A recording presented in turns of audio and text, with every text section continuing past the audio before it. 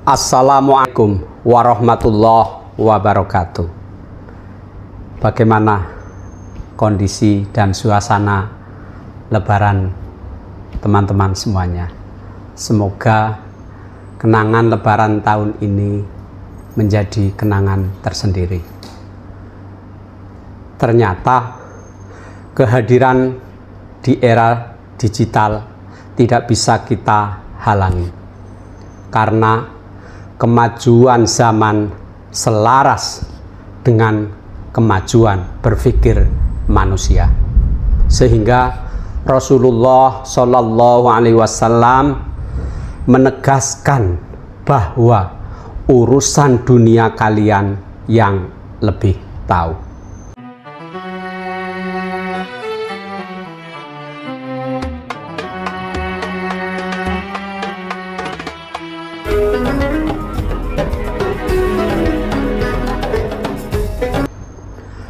Saudaraku, hanya saja di era digital manusia menghadapi dua alam, yaitu alam nyata atau kontak fisik dan alam maya atau virtual.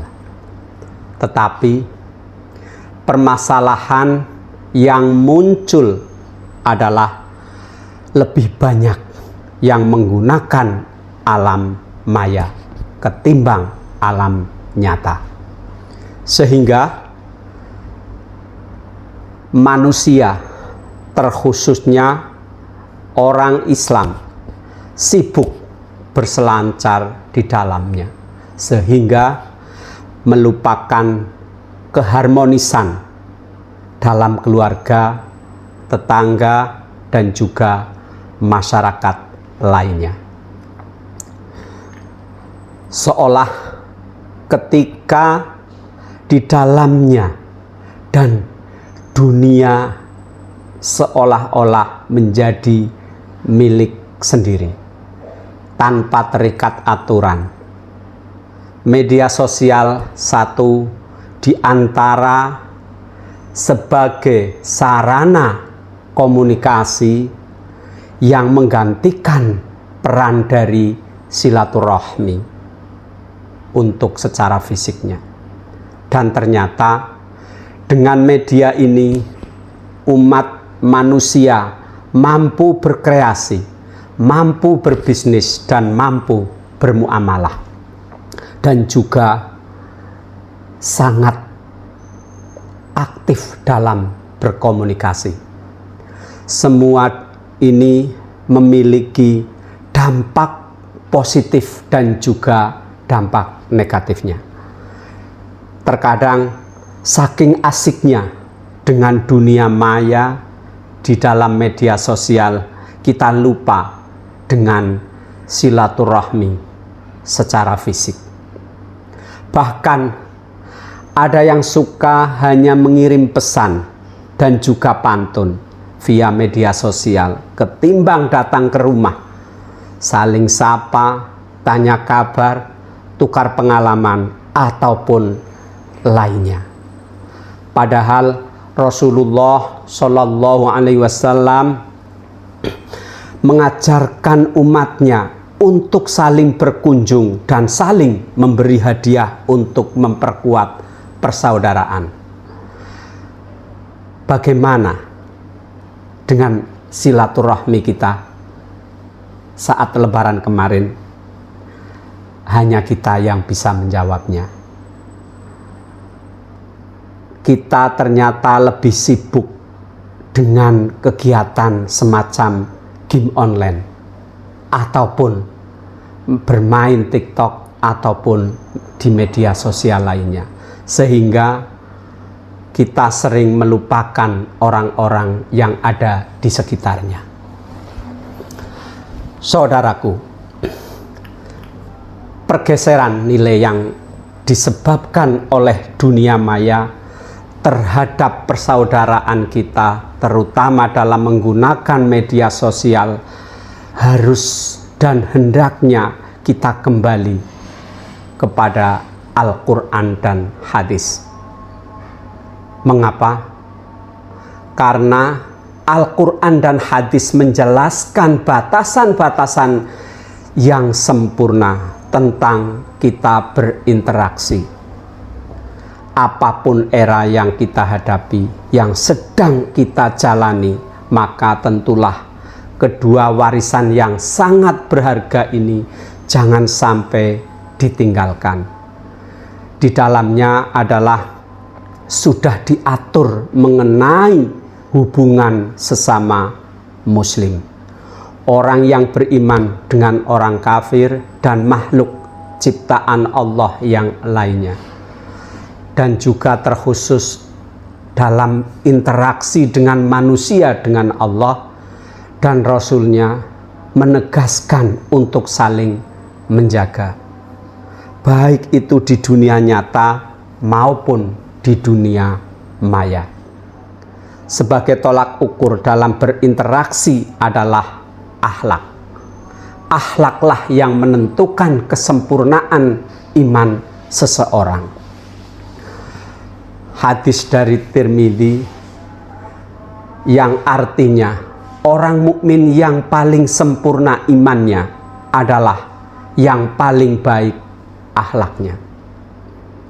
Begitu banyak orang yang berinteraksi dengan media sosial tidak lagi menggunakan akhlak dan akal sehat, sehingga terjadilah hibah, kebencian, penyebaran berita yang hoax, menjadi hidangan yang luar biasa, menjadi hidangan yang biasa disajikan, bahkan dianggap sebagai style zaman now.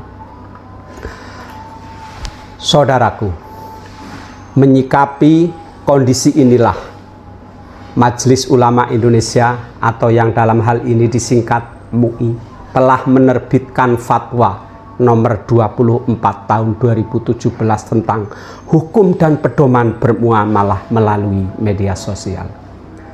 Dalam fatwa tersebut tercantum beberapa hal yang diharamkan bagi umat Islam dalam menggunakan media sosial. Setiap muslim yang bermuamalah melalui media sosial diharamkan melakukan ghibah atau membicarakan keburukan atau aib orang lain, fitnah, namimah atau adu domba, dan penyebaran lainnya. Di antara cara memperkuat persaudaraan terutama antar umat Islam di era digital ini, yang pertama yaitu meningkatkan selalu persaudaraannya, karena orang yang beriman itu adalah bersaudara. Dalam surat Al-Hujurat ayat 110 ayat 110 yang artinya orang-orang yang beriman itu sesungguhnya bersaudara, sebab